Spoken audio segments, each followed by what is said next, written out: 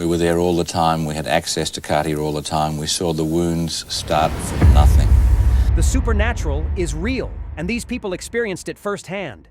Stigmata, visions, bilocation, and miraculous events that defy all explanation. Today, you'll discover 16 of the most astonishing mysteries witnessed by Christians throughout history. Real cases of saints and believers who lived through experiences that seem straight out of another world. Let's watch it. It's fascinating. Julia Kim. A consecrated host transforms into bleeding flesh inside a woman's mouth, right in front of doctors, priests, and even Pope John Paul II. No one can explain what just happened. But for Julia Kim, this wasn't the first time. Julia, a South Korean woman born in 1947, began experiencing supernatural phenomena in the 1980s in the small village of Naju, South Korea. Her life, once ordinary and simple, took a radical turn when she started receiving mystical messages from the Virgin Mary and Jesus. But they weren't just words, they came with visible, powerful, and often painful signs. One of the most documented events happened during Mass. As Julia received communion, right before everyone's eyes, the host would turn into flesh and blood. This miracle was witnessed at least 13 times. And on one extraordinary occasion, even Pope John Paul II saw it happen. During a Mass at the Vatican, the consecrated host transformed inside Julia's mouth. Samples were analyzed by experts, but no scientific explanation ever surfaced. Julia also bore the stigmata, wounds on her hands, feet, and forehead, bleeding especially during Holy Week. The injuries would appear without warning, accompanied by intense pain, as if she were reliving Christ's passion. But her experiences didn't stop there. Julia says she was taken by angels to witness heaven, purgatory, and hell. She describes heaven as pure, unimaginable joy, purgatory as a place of pain, yet filled with hope, and hell as an endless scream from souls who had rejected God's love. Julia Kim isn't seeking fame. She says everything she endures is out of love, and that her experiences are an urgent call for conversion, a reminder that sometimes the invisible becomes visible. Catalina Rivas. One of the most astonishing cases of recent times is that of Catalina Rivas. During a Mass in Bolivia, a woman suddenly falls to her knees, silently weeping. Then she claims to see Jesus on the altar, surrounded by angels. What seemed like an ordinary Mass quickly turns into a supernatural experience. That woman was Catalina Rivas, a Bolivian with no theological background, who says she received direct messages from Jesus and the Virgin Mary. Her life changed completely in the 1990s, when she began writing entire pages filled with profound spiritual teachings, despite never having formally studied theology. She says her hands were guided by heaven itself. What's even more remarkable is that the messages she received were fully consistent with the Church's teachings, and they've been compiled into several books, now translated into more than 20 languages. But the moment that truly transformed her life and touched the hearts of many believers happened during that Mass in Cochabamba. Catalina claims that during the consecration, she was able to see with the eyes of her soul what normally remains hidden. Jesus present on the altar, the Virgin Mary standing beside the priest, and legions of angels worshiping the body and blood of Christ. She insists this wasn't a vision she imagined. It was something she lived. And her experiences didn't stop at the Eucharist. Catalina Rivas says she was taken in spirit to witness invisible realities that most of us will never see. She describes in vivid detail how the Virgin Mary guided her through heaven, purgatory, and hell. In her writings, she speaks of heaven's indescribable beauty, a realm of light, harmony, and peace, where souls live eternally united in love with God, a place without time, without pain, without separation, only perfect fulfillment. For some, her experiences are seen as divine inspiration. For others, pure suggestion. But there's one thing no one can deny. Catalina Rivas's story leaves us with a powerful question. What if, during every Mass, something far greater is happening? Natuzza Evolo. A humble woman with no formal education begins to bleed. But it's not just any bleeding. On her skin, words appear, crosses, messages in different languages. No one can explain how it's happening. Doctors, journalists, even priests investigate, but find no answers. Born Fortunata Evolo on August 23, 1924 in Paravati, Calabria, Italy. This is the story of a Catholic mystic whose life was marked by extraordinary phenomena that continue to fascinate people around the world. Though she hasn't yet been beatified, the Catholic Church opened her cause for canonization in 2019, officially recognizing her as a servant of God.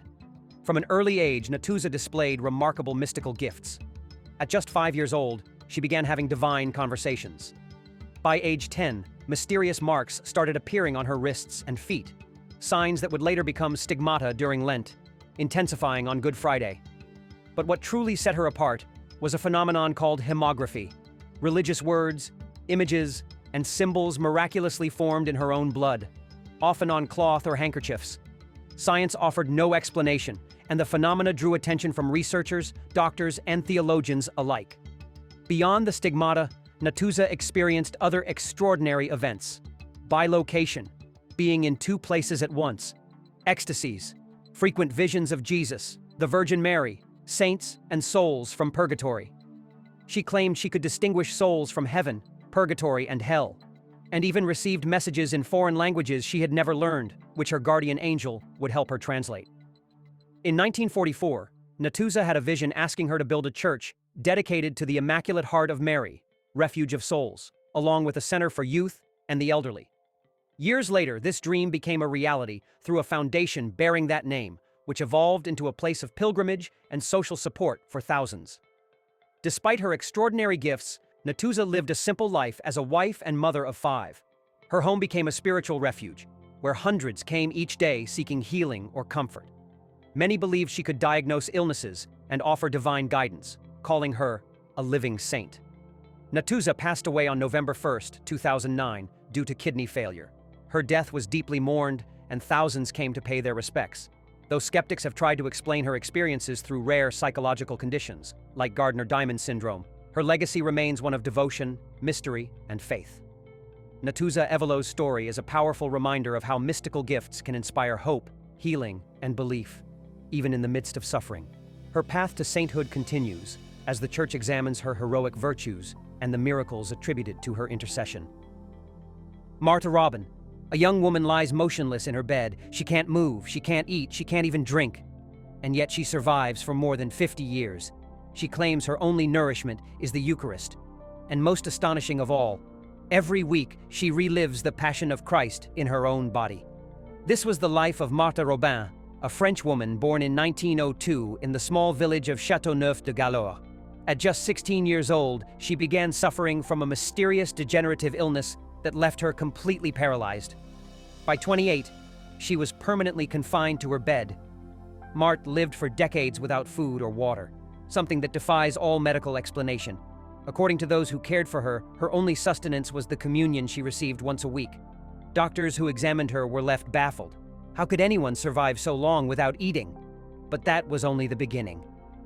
Starting in 1930, Marthe began to experience the Passion of Christ every Friday.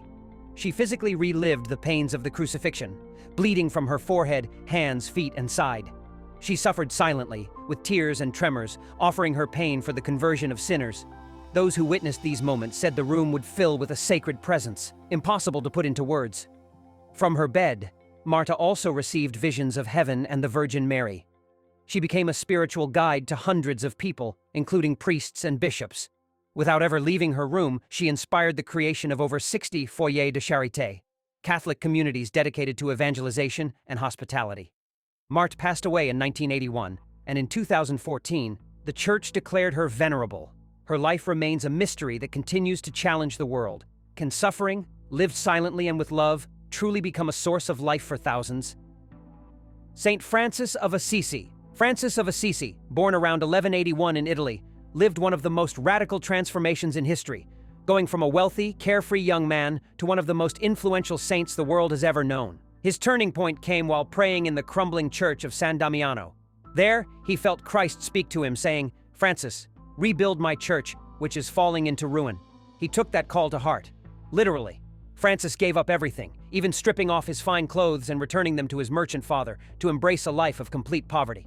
In 1224, while praying on Mount Alverna, Francis received the stigmata, the visible wounds of the crucified Christ, becoming the first recorded person in history to bear them. During the time of the Crusades, he even traveled to Egypt to speak with a Muslim sultan, creating one of the earliest examples of peaceful interfaith dialogue.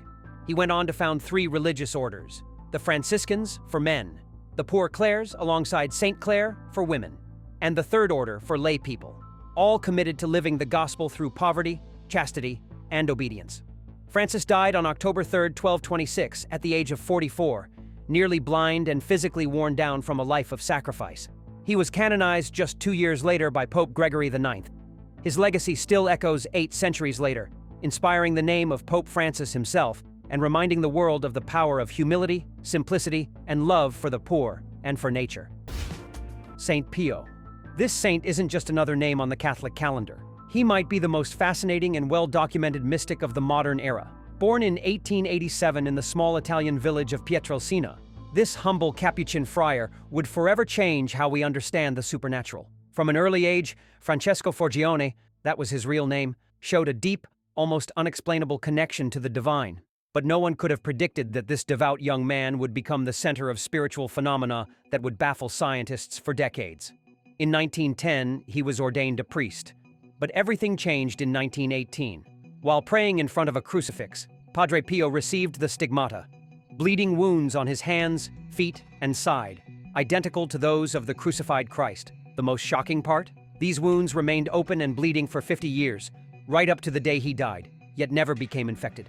Doctors from around the world examined him, but not one could offer a convincing explanation. And that was just the beginning. Can you imagine being in 2 places at once? St. Pio could. There are countless testimonies of people who saw him in faraway cities, while he was physically still in his monastery. One documented case occurred in Udine, where he appeared at the birth of a child, even though he was in San Giovanni Rotondo, hundreds of kilometers away. And confession? It wasn't just routine with St. Pio. He could see into people's souls, revealing unspoken sins, uncovering hidden secrets, and even predicting future events in the lives of those who came to him. People traveled for days just to stand in line for a chance to confess to him. Miraculous healings? By the thousands.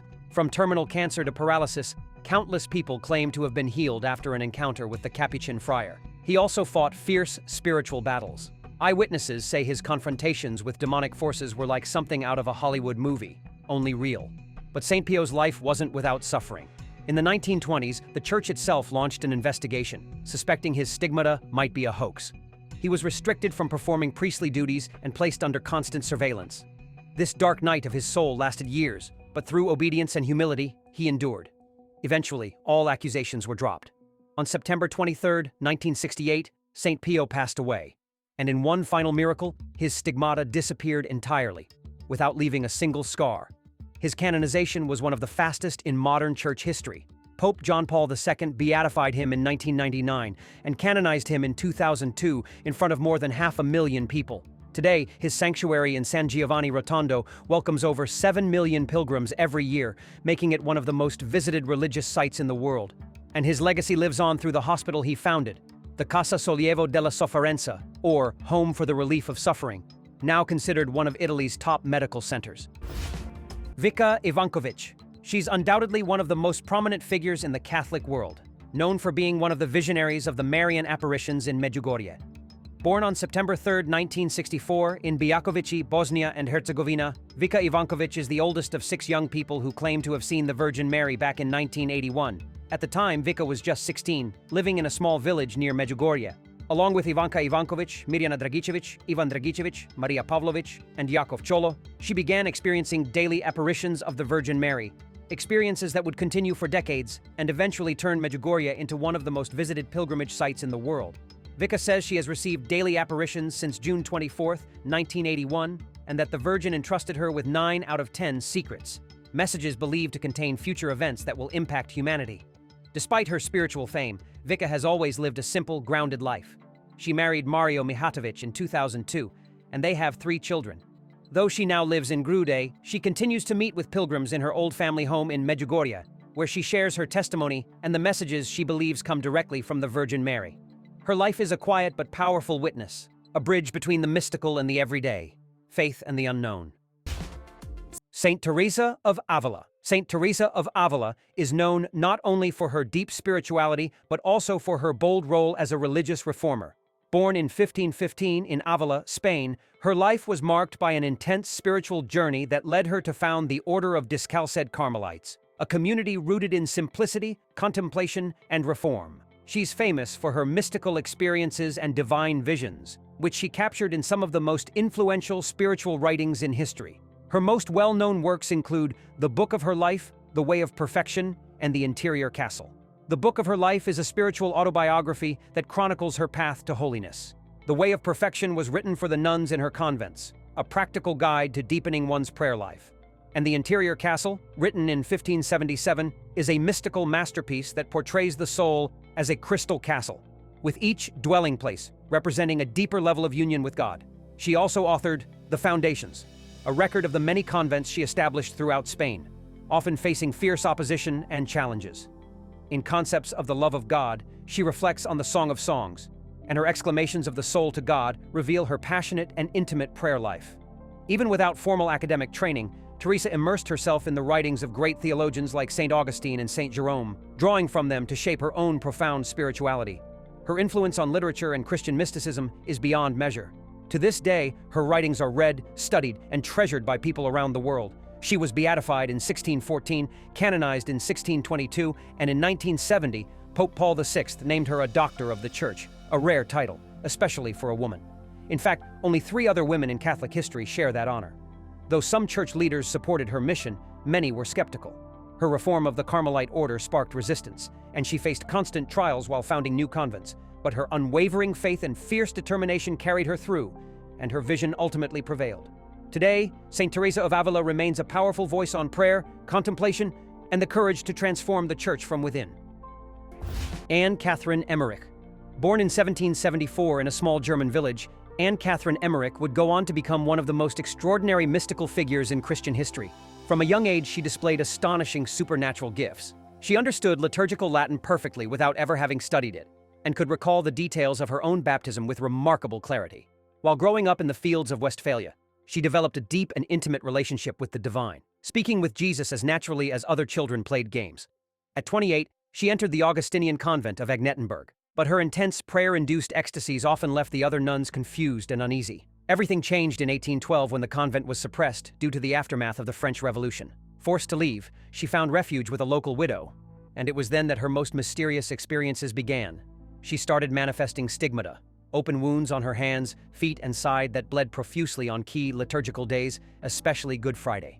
These wounds never became infected and never healed, baffling every doctor who examined her. One of the most important witnesses to her life was the renowned poet Clemens Brentano, who, deeply moved by his encounter with her, spent 6 years documenting her visions. These writings would later become the inspiration for works like Mel Gibson's The Passion of the Christ. Perhaps even more astonishing, Anne Catherine reportedly survived for years without eating any food, sustained solely by the Holy Eucharist, a phenomenon that left doctors completely mystified, even under close observation. Her visions included incredibly detailed descriptions of biblical scenes and sacred sites in the Holy Land, places she had never visited, yet whose accuracy would later be confirmed by archaeologists with surprising precision. She passed away in 1824 after enduring years of intense physical suffering, but it wasn't her mystical experiences that led to her beatification. It was her heroic virtue and her total, unwavering devotion to Christ through suffering. Pope John Paul II declared her blessed in 2004. Mary of Jesus of Ágreda. Born Mary Coronel and Arana on April 2, 1602, in Ágreda, Spain. Her life was marked by deep spirituality and extraordinary mystical gifts, so much so that she became a trusted advisor to King Philip IV of Spain.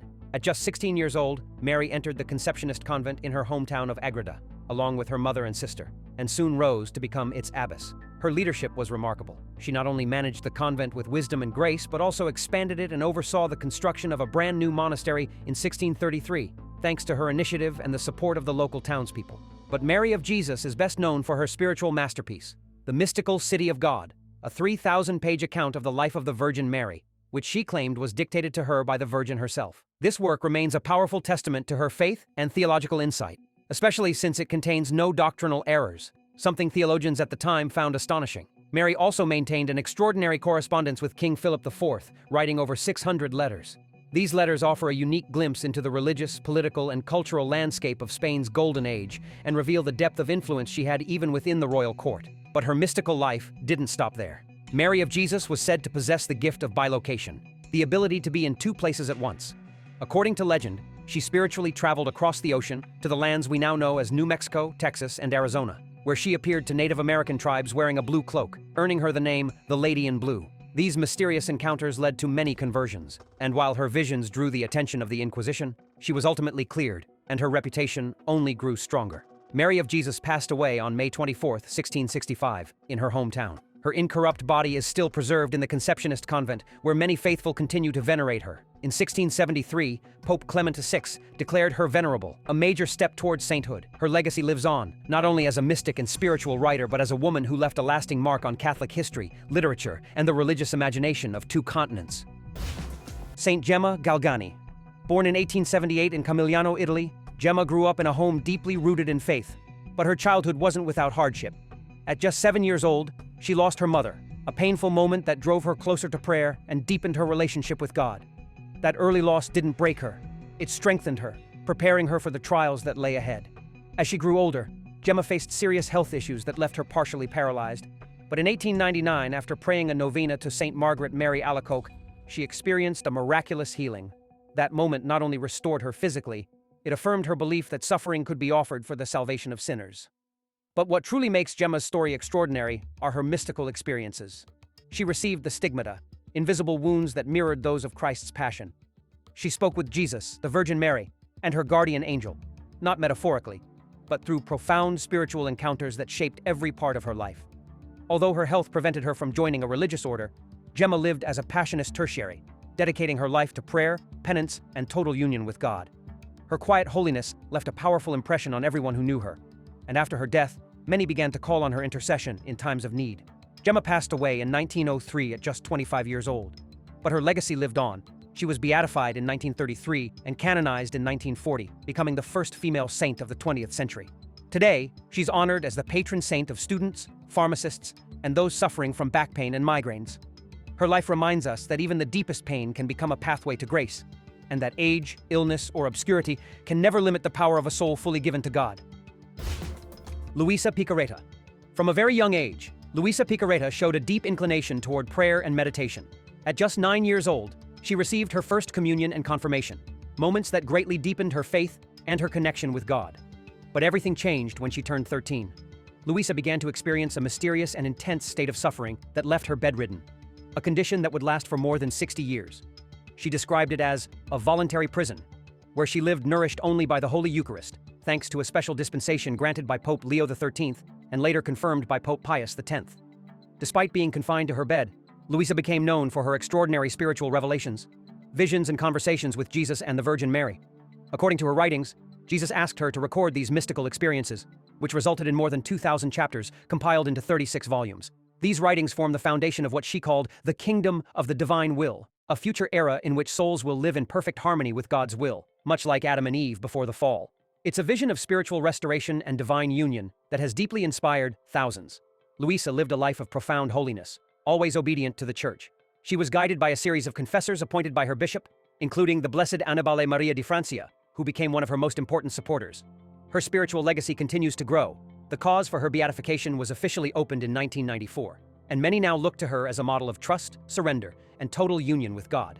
Luisa passed away on March 4, 1947, in her hometown of Corato, Italy, just shy of her 82nd birthday, and many say she died in the odor of sanctity. Catherine Labouré. Millions of people around the world carry a small metal medallion. Some keep it in their pockets, wear it on chains, or tuck it under their pillows. But few know the extraordinary story of the woman who received a heavenly message that would transform Marian devotion forever, all while remaining almost completely anonymous for decades. It all began in Fin-le-Moutier, France, in 1806. Born into a humble farming family in the Burgundy region, her name was Zoe Labouré, the girl who would one day become St. Catherine.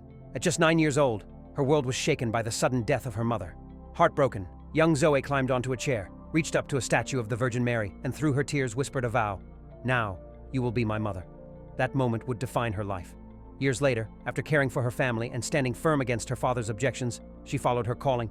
She entered religious life and took the name Catherine, joining the Daughters of Charity in Paris in 1830.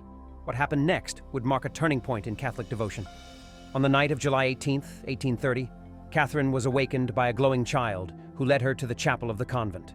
There, the Virgin Mary appeared to her, speaking with her for over 2 hours, revealing a mission that would touch the world. But it was the vision of November 27th that changed everything. During evening prayer, Catherine saw the Virgin standing on a globe, with rays of light streaming from her outstretched hands. Surrounding her were the words, "O Mary, conceived without sin, pray for us who have recourse to thee." Then the vision rotated, revealing an intertwined M and cross, along with 2 hearts, one pierced with a sword, the other crowned with thorns. The message was clear. Have a medal struck after this model. All who wear it with faith will receive great graces. Convincing her confessor wasn't easy, but finally, in 1832, the first 1,500 medals were minted. Then something extraordinary happened. That same year, a cholera outbreak devastated Paris, but countless people who wore the medal reported miraculous healings. Even skeptics were stunned. The Archbishop of Paris launched a canonical investigation, and after verifying numerous extraordinary cases, the medal received its now famous name, the Miraculous Medal. And yet, no one knew Catherine was the visionary behind it all, not even the sisters in her own congregation. When she saw people wearing the medal or heard homilies about its origin, she would smile quietly and return to her duties. Perhaps her greatest miracle was her silence. Only 8 months before her death did Catherine finally reveal she was the one who had seen the Virgin at the Rue du Bac. She passed away on December 31st, 1876, and her body remains incorrupt to this day, preserved in the very chapel where the Virgin Mary first appeared to her. Saint Bernadette Soubirous. In a forgotten corner of the French Pyrenees, a frail teenage girl became the center of one of the most important religious events of the 19th century. Bernadette Soubirous, born in 1844 into deep poverty, went from living in an abandoned jail cell to becoming a central figure in modern Catholicism. On February 11, 1858, while gathering firewood, Bernadette saw a lady dressed in white in the grotto of Massabielle. That mysterious figure would appear to her 18 times in total. During one of the visions, the lady revealed the location of a hidden spring and eventually identified herself as the Immaculate Conception, a theological term that had only recently been declared a dogma of the Catholic Church, and one this illiterate young girl couldn't possibly have known. Despite initial mockery and widespread skepticism, the spring Bernadette uncovered soon became associated with miraculous healings. To this day, it produces more than 27,000 gallons of water daily, and dozens of scientifically unexplained medical recoveries have been linked to it. As Lourdes transformed into a global center of pilgrimage, Bernadette chose a life of quiet humility. She entered a convent far from the crowds, where she lived in prayer and simplicity until she died of tuberculosis at the age of just 35. Years later, her body was discovered incorrupt, and it now rests in the convent of Nevers, remarkably preserved. Today, Lourdes welcomes over 6 million pilgrims each year. Its medical bureau has officially recognized 70 healings as inexplicable by current medical science, following rigorous investigations. Bernadette never lived to see the transformation of her hometown, but her legacy lives on, captured beautifully in the simple words she once spoke: "I do not promise to make you happy in this world, but in the next." Saint John Mary Vianney. Known as the legendary Curé of Ars, Saint John Vianney is the very embodiment of true priestly vocation. Born in 1786 in the French countryside, his life is an extraordinary testimony to perseverance and unshakable faith. Amid the chaos of the French Revolution, he grew up in a humble family where his mother instilled in him a deep love for prayer, planting the seeds of a calling that would one day define his life. At 17, he felt the call to the priesthood, but he faced repeated rejection due to his limited formal education. Still, he never gave up. And finally, in 1815, he was ordained a priest. 3 years later, he arrived in Ars, a small rural village gripped by religious indifference. No one could have guessed that this humble priest would, over the next 42 years, completely transform the town and touch the lives of thousands. His commitment in the confessional became legendary. Day after day, up to 18 hours, he would listen to confessions, drawing pilgrims from all over the world who came seeking spiritual guidance. Bishops, priests, and lay people would line up for hours just for a few minutes with him. What made John Vianney so extraordinary wasn't eloquence or intellect. It was his radical self-giving. Through tireless prayer, fasting, and total devotion to God and others, he became a living beacon of holiness, a light that still shines in the heart of the Church. He was canonized in 1925, and today he is honored as the patron saint of all Catholic priests. Mother Eugenia Elisabetta Ravasio, an extraordinary woman whose life transformed countless others around the world.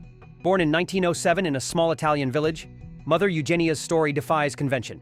Despite having only a primary school education, her unshakable faith led her to join the congregation of Our Lady of the Apostles at the age of 20. Her leadership was so remarkable that just 5 years later, at only 25, she was appointed Superior General of the entire congregation. Over the course of 12 tireless years in missionary work, Mother Eugenia founded more than 70 centers, complete with clinics, schools, and churches, across Africa, Asia, and Europe. Her devotion to helping those with leprosy even led to a groundbreaking discovery: a plant-based medicine capable of treating the disease. This remedy was later validated by the prestigious Pasteur Institute in Paris.